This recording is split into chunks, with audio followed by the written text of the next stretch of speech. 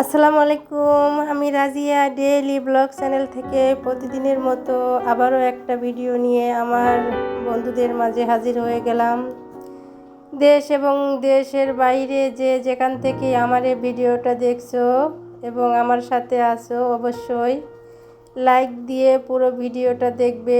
ভালো লাগবে, ভালো লাগলে অবশ্যই সুন্দর একটা কমেন্ট করবে। আর আমার কলিজার আপু ভাইয়ারা সুন্দর সুন্দর কমেন্টই করে, আমি বললেই কি আর না বললেই কি। এই তো ভিডিওটা আমি শুরু করলাম দুপুর 1টা থেকে, আর কি জোহরের নামাজ পড়েই কিন্তু আমি ভিডিওটা শুরু করে দিলাম।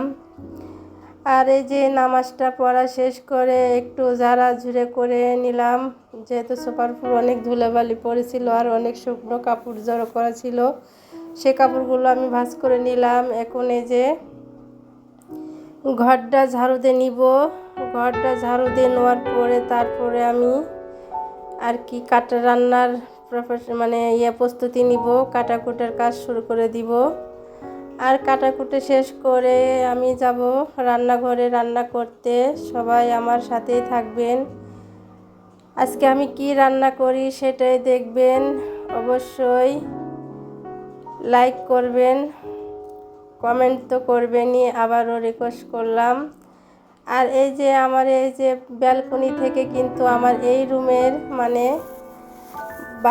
আর কি জানালায় লাউ শাক এসেছে। আর জানালাটা খোলামেলা অনেক অসুবিধা হয়ে যায়, এই জন্যে এই লাউ শাকগুলো আমি কেটে নিলাম।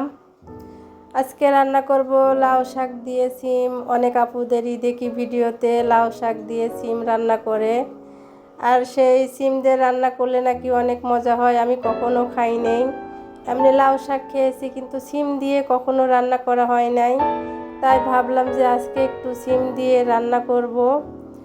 আর আমাদের দোকানে অলরেডি অনেক সুন্দর সুন্দর বিসিএলা সিম এনেছে আপনাদের ভাইয়া। আমি ওখান থেকে যে কিছু সিম নেসলাম। আর এখনকার সিম একটু চেহারাটা অন্যরকম, কিন্তু সিমের চেহারা না থাকলেও কিন্তু সিমের অনেক বিসি আছে।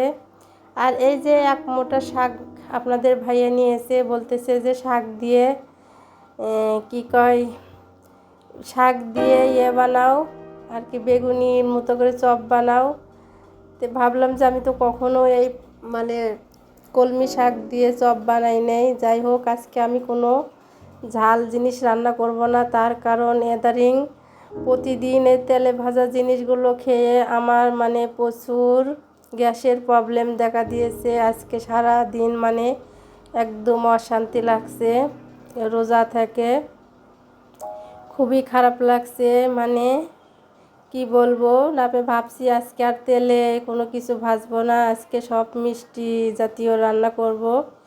এই যে আমি পাতিলে একটু গরম পানি তুলে দিয়েছি আগেই, যেহেতু আমার দোকানে আজকে দুধ নেই, 1 প্যাকেট দুধই ছিল।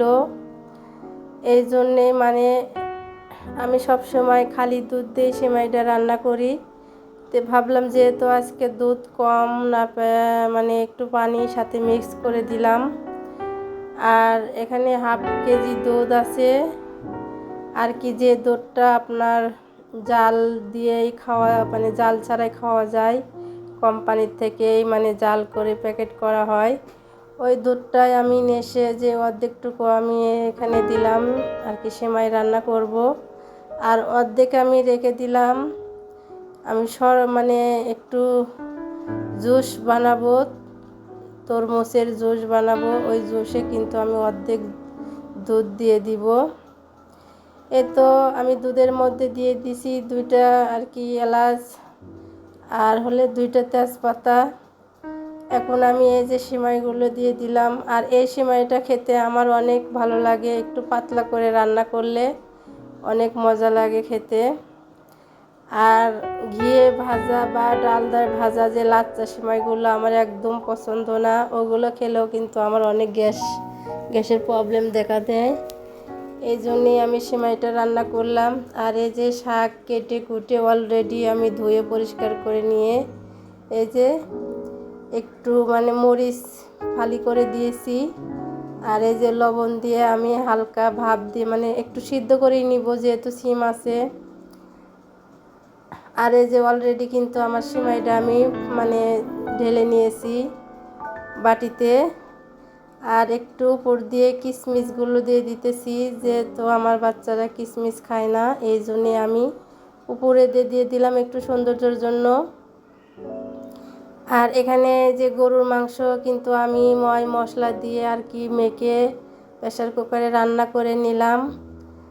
আর এখন আমি এই যে কড়াইটা দিয়ে দিলাম, মানে মাংসের তরকারিটা আমি তেলে দিয়ে দিব। 2টা শুকনো মরিচ দিয়ে দিলাম, আর শুকনো মরিচ তেলে দিলে কি একটা সুন্দর ঘ্রাণ আসে। আর এখানে পেঁয়াজ কুচি, রসুন কুচি এগুলো দিয়ে দিলাম। ভালো করে ব্রাউন কালার করে ভেজে নিয়ে তারপরে আমি গোস্তটা তেলে দিয়ে দিব। আর প্রেসার কুকারে তো আমি অলরেডি তেল অনেক দিয়ে দিয়েছি আর কি, যত মশলা লাগে গরম মশলা সব মশলা দিয়ে আমি একবারই মেখে তুলে দিয়েছিলাম। এই যে অনেক সুন্দর ঘ্রাণ বাড়াইছে।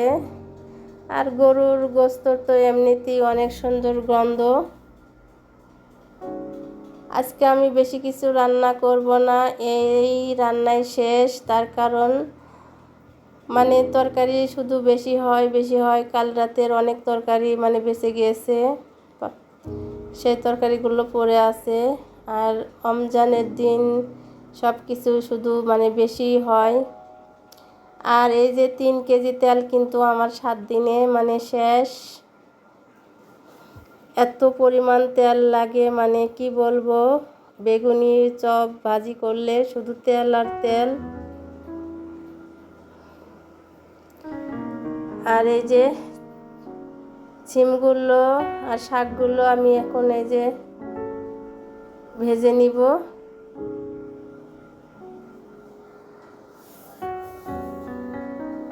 পাতিলটা একটু ছোট হয়ে গেছে আর কি, নাড়তে একটু অসুবিধা হতেছে। যাই হোক, আমার ছোট পাতিলে রান্না করতে অনেক ভালো লাগে।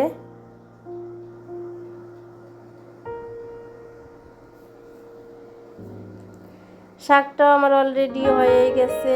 এখন আমি এই যে দোকান থেকে আবার রসবন্ধার প্যাকেট দিয়েছে আপনাদের ভাইয়া, যেহেতু একটা নিয়েছিলাম শেষ হয়ে গেছে।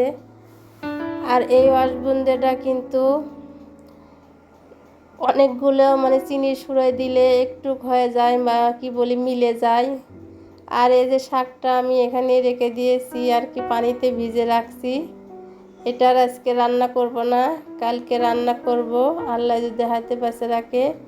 আমার রান্নার ফাঁকে ফাঁকে কিন্তু চুলাটা মানে মোছা কমপ্লিট, হাঁড়ি পাতিল ধোয়াও কমপ্লিট। এখন আমি এই যে তরমুজটা কেটে নিব। আর এই তরমুজ মানে কি বলবো, ভ্যানেতে দাম করেছিলাম 80 টাকা কেজি।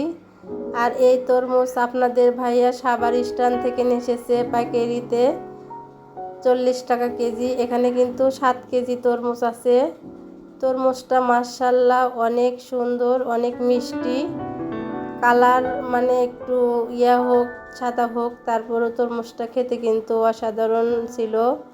আমি এই যে তরমুজের আর কি জুস বেনে নিব, সাথে চিনি দিব আর একটু দুধ দিয়ে ব্লেন্ডার করে নিব। আর এই তরমুজের জুসটা কিন্তু অসাধারণ লাগে খেতে। যেহেতু তরমুজটা আমি সকালবেলায় ফ্রিজে রেখে দিয়ে দিয়েছিলাম, তরমুজটা কিন্তু অনেক ঠান্ডা, এই জন্য আর আমি কোনো বাড়তি বরফ দিয়ে দিলাম না। আর দুধটাও কিন্তু আমি ফ্রিজে রেখে দিয়েছিলাম, দুধটাও কিন্তু অনেক ঠান্ডা। আর ঠান্ডা মানে জুস খেতে কিন্তু অনেক ভালো লাগে। আমি একটু চিনি দিয়ে দিলাম।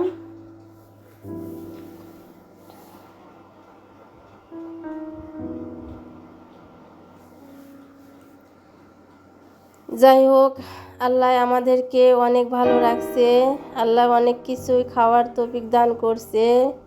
অনেকে আছে যে শুধু পানি দিয়ে ইফতার করে, মাশাআল্লাহ আলহামদুলিল্লাহ, আল্লাহ পাকের ইচ্ছায় আল্লাহ পাক যা খাওয়ায় যা পড়ায় হাজার হাজার শুকরিয়া। আমার অলরেডি জুসটা মানে ব্লেন্ডার করা হয়ে গেছে, আমি এই যে গ্লাসে ঢেলে নিলাম। অলরেডি ইফতারের আর 20 মিনিট বাকি আছে। আমি এই যে তাড়াহুড়া করে কিন্তু সবগুলো রেডি করে নিলাম। আমার রান্না বান্না সব কমপ্লিট। এখন আমি এই যে ইফতারটা রেডি করে নিলাম। সবাই ভালো থাকবেন, সুস্থ থাকবেন, আমাদের জন্য দোয়া করবেন। সবাই সবার পাশে থাকবো। আমিও আপনাদের জন্য অনেক অনেক দোয়া করব। আমি কিন্তু আবার ওই যে আরেকটা শরবত ট্যাং দিয়ে বানিয়ে নিলাম। আর এই যে এইগুলোই আজকে ইফতারের খাবার। আল্লাহ হাফেজ।